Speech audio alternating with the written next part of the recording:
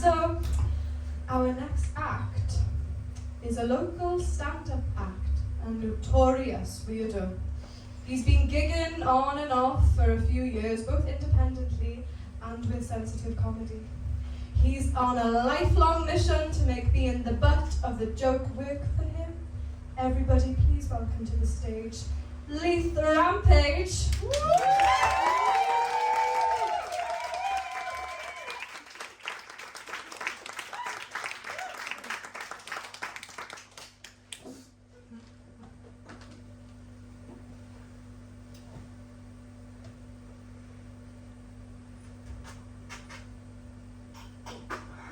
I'm not a real clown. I'm not real. It's like a bit, but it's normally a lot funnier when everyone else isn't also dressed as a clown.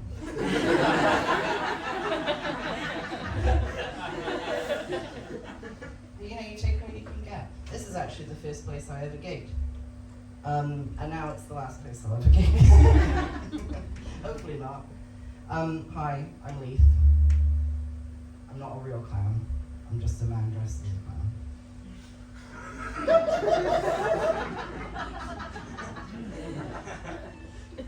Clown's best type, if you will. I'm allowed to make that joke because I am a modern transsexual man trying to have it all. And most of my jokes tonight will be about being a modern transsexual man trying to have it all. Do we have any other trans people in the audience? Gorgeous. When did you all decide you were better than everybody else? Again, clown costume, it's all jokes, it's all supposed to be funny. I have to remind people, because a lot of people, this is why I like queer audiences, because a lot of people look at me and they're like, misogynist. I mean, this hides a multitude of sins, but my general look is like dad at a barbecue who the other dads won't let near the grill for an unspecified reason. Or like a used car salesman who also manages a band. What's your band called? Used car salesman. Or Are you on Spotify? no, I don't really have a band. Don't do this to me, I'm autistic, are you joking? Oh. I'm not used to other people making the jokes like for me and not about me. I think my personal style could also be boiled down to erectile dysfunction stock photo. But, right, queer audiences are great because you guys get that it's like, it's not sad, it's not a sign of a life unlived, it's actually high camp. I dress like shit in the way Adam Sandler does, but with more panache and a fatter pussy. I look my brother straight in the eyes.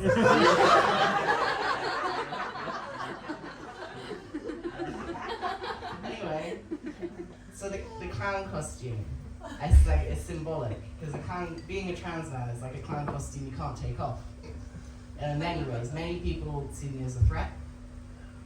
Other people just see me as a joke, and then other people are just trying to fulfill a very specific fetish. And I don't judge those people. I welcome them. But yeah, the further I go on with my transition, the more I realize that I don't really care about things like looking nice, or making an effort, or event-appropriate clothing, or talking to my father. All it pales into insignificance. Oh, he's a gay comedian with daddy issues, so original. I don't have daddy issues, I have daddy solutions. And the solution is, you transition long enough that he no longer recognizes you, and now you look like his dad, and then you traumatize him back.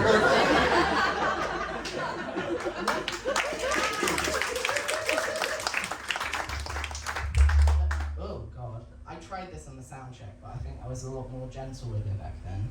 And now there's some tension between us. Okay? Right. Yeah, so, you know, transition. It's a funny one. It's interesting. It's an experience. What I will say is, all of my insecurities about being trans, plus not really having a dad around, I have like projected that onto a lot of really shitty exes. Well, two really, you know they're the bad ones because I have code names for them for my therapist. It's Stinky and Straighty, if you're wondering. I know it seems really cruel to joke about your exes, but you cannot date a man who looks like simultaneously the saddest horse in the world and an extremely uncomfortable shoe for 5 years and not get one joke out of it. But the worst thing about dating is the way it always ends. And it's they treat you, the whole experience, like it was really life-changing for them, like a Mediterranean cruise or a venereal disease.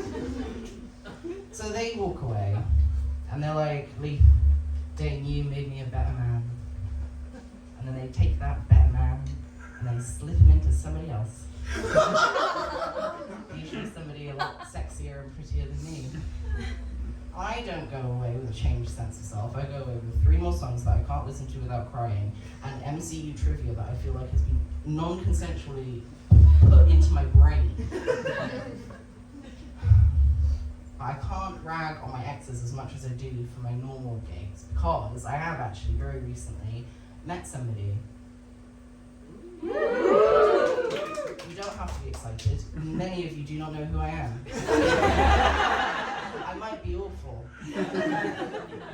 You might, you don't have to woo. I know I left the pause, but what I'm doing now is I'm forcing you into a social situation and I'm mocking you for being in it.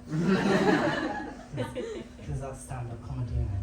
Anyway, so I've met somebody and he's really sweet, and he's really nice, he's lovely and sexy and fun and interesting and clever. But most importantly of all, he has been approved by my queer government-mandated one close female friend. Every mentally unstable queer man needs them. Just so happens all of my friends, we all have the same one. You'd think, after a whole lifetime of growing up like surrounded by women, I'd have tons of female friends, but I don't. And it's not that women aren't great. It's not that I don't like women. It's not that I'm a misogynist. I'm quelling the rumor that I'm a misogynist. I created it and now I'm going to quell it. It's that I view women similar to like a big cat. Like, I marvel at their beauty, but I'm very afraid of them. I want to keep a respectful distance from them, lest they murder me. And this isn't like, oh, women are just so much better than men. This is, I was bullied very severely. Very severely. Every time I look a cis woman in the eye, reflected back at me are 3 girls crowding around me in a PE changing room trying to expose my genitals. It's actually really weird because cis women are like, oh, trans people want to show us their genitals in bathrooms. I'm like, you wanted to see them! It's like my whole childhood trying to see them, but now you don't want to see them. It's mixed messages. Women! When they do a hate crime on you. Anyway, I have one female friend, her name's Wednesday. She's dressed like a medieval bard. I don't know why. I swung for witch and I missed. I'm sorry. everyone else was like, oh, colourful clown outfits, and she was like, I'm going to be burned at the stake later. I'm not surprised, that's how she dresses every day. But yeah, I'm terrified of women. And I used to think I was bisexual because of this fact, because every time I'd see a woman, I'd like sweat profusely and I'd get really, really nervous around her and I'd be like, oh my god, does she like me? And that sounds like attraction, but it's actually a predator-prey response.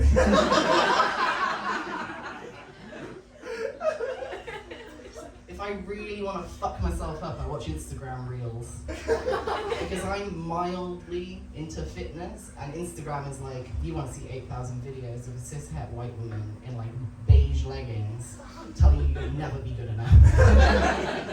And I'm like, oh, okay then. And I'll scroll through them and I'll be like, oh, how marvelous.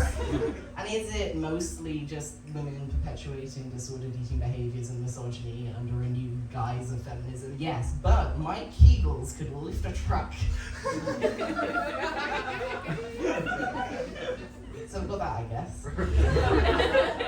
When I see women, especially cis women, off being like sexy and cute and sort of like perpetuating misogyny and the patriarchy, despite the fact that it actively oppresses them.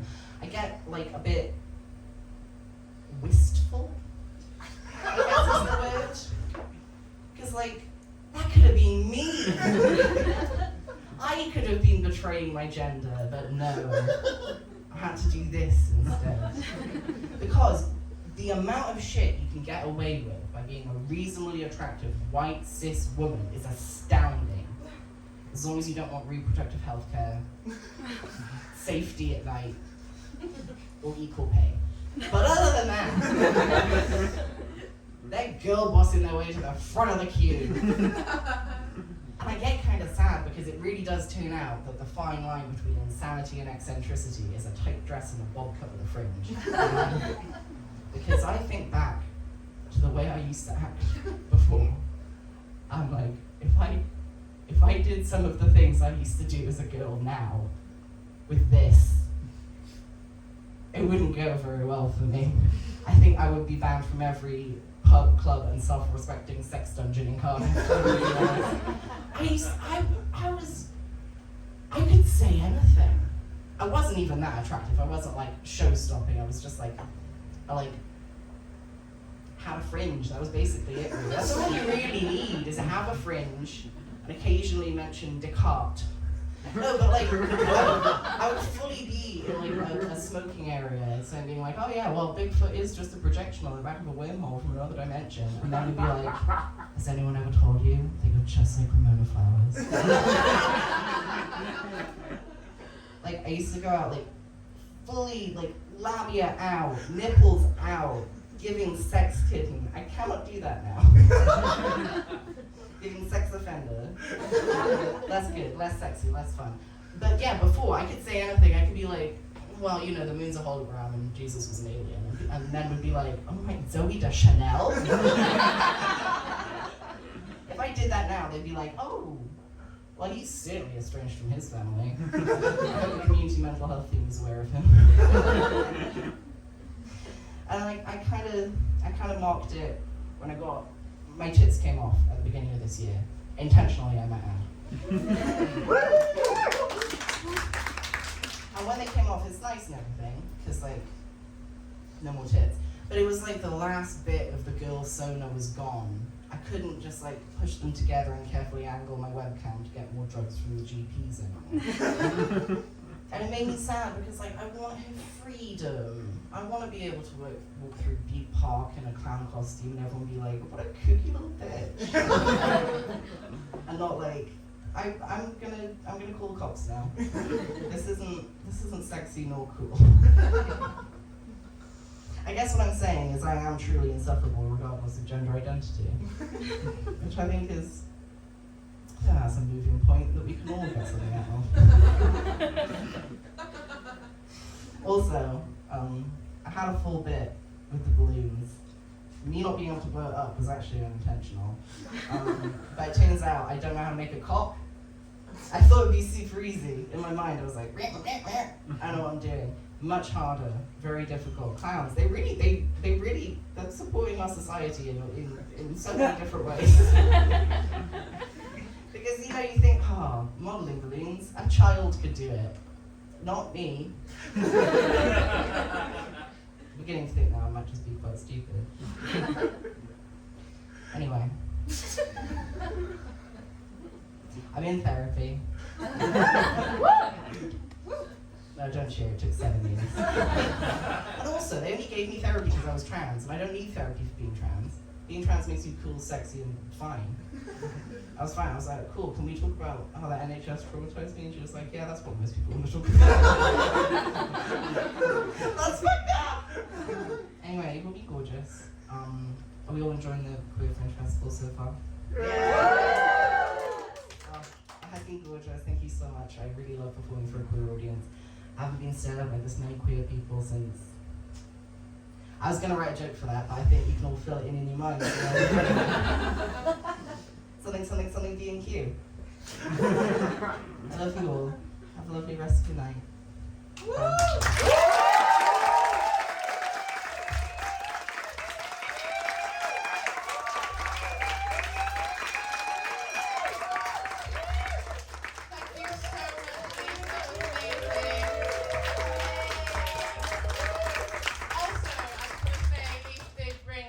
his family, well, maybe all his family, I don't know. But they are half the audience, so a big round of applause for them too. Thank you.